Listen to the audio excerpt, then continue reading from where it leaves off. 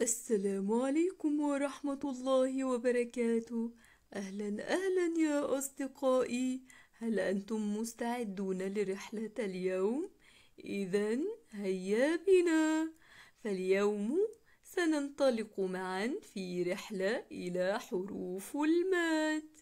والآن دعونا يا أصدقائي نتعرف معا على حروف المات. فحروف المات 3 أحرف، وهم الألف والواو والياء. وحروف المد حينما تتصل بأي حرف تجعل صوته طويل.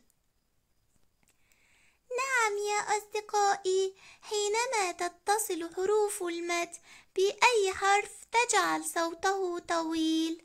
والآن ما رأيكم أن تستمعوا معا إلى كلمتين وتفرقوا بين الصوتين وتقولوا لي هيا بنا.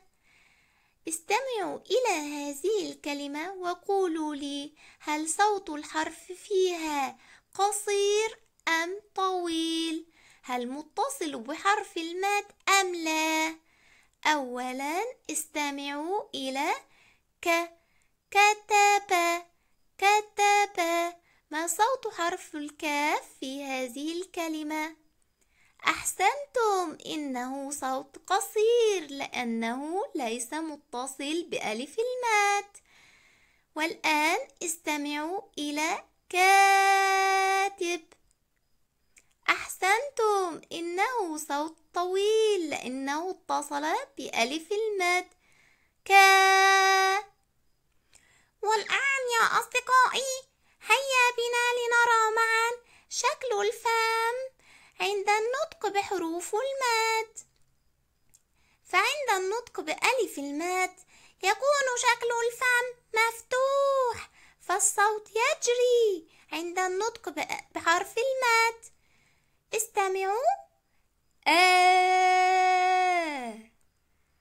وعند النطق بحرف المد بالواو نضم الشفتين للأمام ويكون الصوت مضموم للأمام.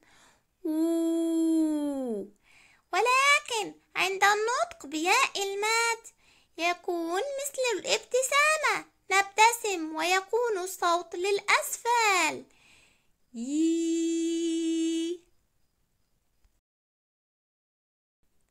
إلى اللقاء أحبائي الصغار، أراكم على خير إن شاء الله. انتظروا الجزء الثاني في حروف المد. السلام عليكم ورحمة الله وبركاته. إلى اللقاء، أراكم على خير إن شاء الله تعالى. مع السلامة.